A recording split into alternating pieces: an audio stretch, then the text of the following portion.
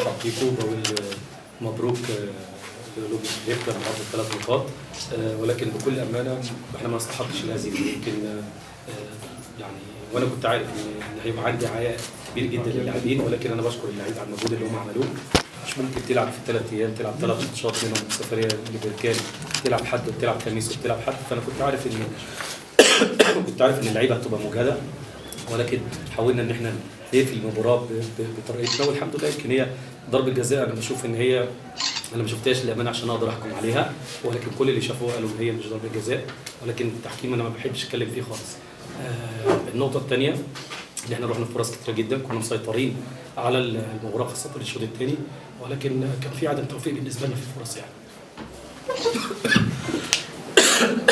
سيد مصطفى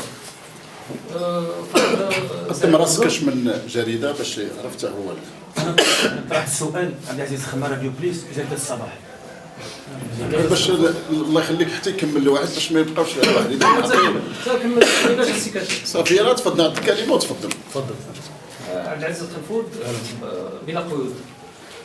فرق سريع وتظن ردة الفعل ديالو كانت ناقصه، بدا محدوديه على مستوى اللاعب. واش هذا راجع العياء او راجع القوه ديال الفريق الاولمبي القريب؟ قال ما يقدرش فرق سريع وتظن من جميع. لا اكيد الاثنين، يعني انا مش عايز اقلل من اولمبي خريبكا، فريق محترم وفريق له تاريخ، ولكن احنا كان الهدف بالنسبه لنا النهارده ان احنا ناخد 3 نقاط ولعبنا عليهم. ولكن برضه انا عندي تغييرين اصابه، التغيير الاول والتغيير الثاني اصابه اللي هو رئيس واللي هو سليف، اضطروني ان انا لازم ارجع عمر باك شمال، ولازم ان انا اجازف. انا ما رجعتش للخلف، بالعكس انا مع اني عارف ان في عيا على اللعيبه، وعارف ان اللعيبه مجهده، وعارف ان اللعيبه متعبه، ومع ذلك سيطرنا، ومع ذلك وصلنا بفرص كثيره جدا. وبقول ان احنا حتى وصلنا اكتر من اللي هم خريبكا النهارده. يمكن الفرص اللي راحت لنا ما كانش فيها توفيق. التوفيق مهم جدا في كره القدم. يمكن كور فرصه في الشوط الاولاني اللي جت في العارضه اللي حطها الدرعاوي اول ما نزل، وفرص كتير يعني. ولكن بقول مبروك للجهاز الفني ولاداره خريبكا، وبالتوفيق لنا في اللي جاي، لان احنا مهمتنا صعبه جدا. مش احنا لوحدنا، في اكتر من فرقه، ولكن علينا ان احنا نجتهد ونتعب، ولازم نتعب عشان نحقق الهدف بتاعنا. وبشكر الجمهور بصراحه اللي حضر سريع وارض. انا اتفاجئت بالجمهور الكبير اللي موجود النهارده، بشكرهم لتشجيعهم للعيبه. في نفس الوقت انا عارف وكنت متاكد ان اللعيبه هيبقى فيها عيا كتير جدا، لان زي ما بقول لك انا حتى تمرينه امبارح وتمرينه اول امبارح كانت تمرينه خفيفه جدا وبسيطه، لان انا عارف ان اللعيب مهما تكلمه ويعمل يقول لك انا كويس، فده وضع طبيعي يعني. عشان كده بقول لك 3 ايام تلعب في اسبوع، فدي كانت عيا كبير جدا للعيبه. بشكرهم على المجهود اللي هم عملوه، وان شاء الله الفتره الجايه ان شاء الله نتعب عشان ربنا يكرمنا. تفضل. سعيد النفاعي جريدة النخبة. بالنسبة للطريق تعرف سريع والصمت مقبل على مقابلات كلها مقابلات حارقة، سواء مع الفرق التي تلعب من أجل الصعود أم من أجل احتلال المرتبة الأولى والظفر باللقب، أو الفرق التي تعاني في أسفل الترتيب. واش مصطفى عنده التركيبة البشرية الكافية باش يواجه هذا الفروق؟ اكيد ان شاء الله، يعني بنتمنى من ربنا سبحانه وتعالى ان يوفقنا الاول، لان احنا اللعيبه بتاعتنا عندنا لعيبه كتيره جدا مميزه ولعيبه كويسه، ولكن لما بيكونوا في المستوى. النهارده انا عاذر بعض اللعيبه بصراحه، يعني عاذر بعض اللعيبه ومش قادر. في 4 5 لعيبه النهارده العيا كان باين عليهم جدا، هم افضل من كده بكتير جدا، ولكن كان واضح عليهم هم افضل من كده بشكل كبير جدا. ولكن انا عارف ان هم الفتره الجايه، وعارف ان احنا هنلاعب فرق كلها زي ما انا قلت قبل كده لما كنت موجود مع الدفاع الحسني. قلت ان الدوري المغربي دوري قوي جدا، وكل الفرق متشابهه، كل الفرق يعني ما فيش حد متفوق على حد بمسافه كبيره. ولكن انا اشوف ان شاء الله لعبتنا ان شاء الله بعد الراحه والمباراه المؤجله ان شاء الله مع الرجاء، اعتقد ان شاء الله ندي راحه كافيه واللعبه ترجع فوق تاني، ترجع لمستوى الطبيعي، عشان نبدا ان شاء الله نفكر في اللي جاي ان شاا الله. اللي هو انا برضو يعني احنا برضو معذورين للمره الثانيه، مش بس العيا، لا دي انت طالع 3 مباريات بره ملعبك، يعني انت خرجت البركان وخرجت خريبكا وهتروح للكوكب، يعني برضو عارف الظروف. بس بنقول الحمد لله ان شاء الله ربنا طالما بنتعب انا عارف ان ربنا ان شاء الله هيكرمنا. Heureux de la victoire, c'est que nous avons joué un derby, ce qui n'est pas tout à fait la même chose que lorsque nous jouons un match. Il y a une intensité, il y a autre chose qui dans l'atmosphère qui fait que ça a une connotation particulière. Et nous avons gagné, donc je ne peux être que satisfait du résultat. En même temps, il ne faut pas oublier que Wadzam était sur 2 victoires et 1 nul consécutifs. Donc ils ne sont pas venus ici en victimes expiatoires. Ils étaient venus ici pour rechercher, continuer leur course de l'avant. Et nous avons su mettre un terme à cela. Alors, la manière reste encore à discuter, mais un derby, un match de football, ça se gagne aussi avec ses tripes. Et je crois qu'aujourd'hui, nous avons fait preuve de courage, d'abnégation. Il nous a manqué de temps en temps un petit peu de savoir-faire, mais nous n'avons pas manqué de combativité, nous n'avons pas manqué d'engagement, nous n'avons pas manqué de volonté. Et bien, sur cette rencontre-là, ça nous a souri et ça a permis de mettre un terme à la sanction de Watson et nous permet à nous de nous retrouver dans une situation un peu plus confortable.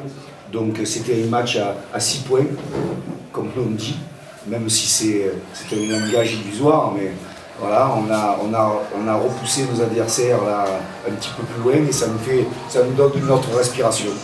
Donc je suis heureux de cela, je suis heureux du comportement des joueurs et de la suite que nous allons pouvoir avoir pour cette fin de saison.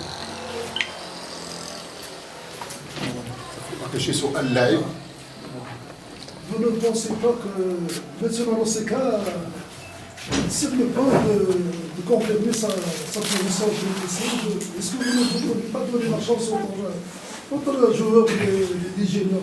Monsieur, j'ai 32 joueurs. Je tiens à vous le dire, j'ai 32 joueurs. Donc la chance aux uns et aux autres, en football et dans le professionnalisme, c'est pas la chance que l'on donne aux gens. On donne la chance à ceux qui méritent de jouer. Alors je ne dis pas que certains d'entre eux ne méritent pas de jouer, mais on essaie toujours de faire le maximum pour obtenir les résultats. Vraisemblablement, dans les semaines à venir, en fonction de nos résultats, nous serons peut-être amenés à modifier par rapport... En plus, il y a les séries, il y a les cartons, il y a des trucs comme ça.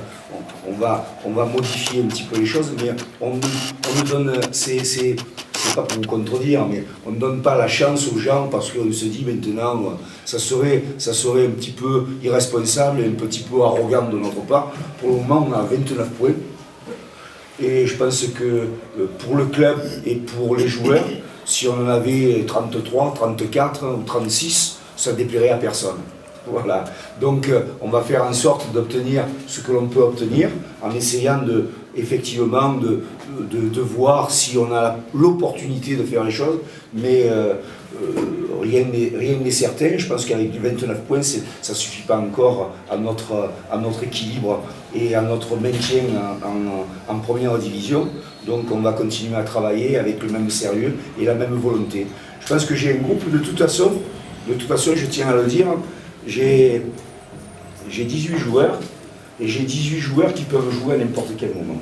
Bon, j'en profite, j'ai le gardien de but qui est à côté de moi et qui jouait toute la première partie de saison. Voilà, donc il jouait.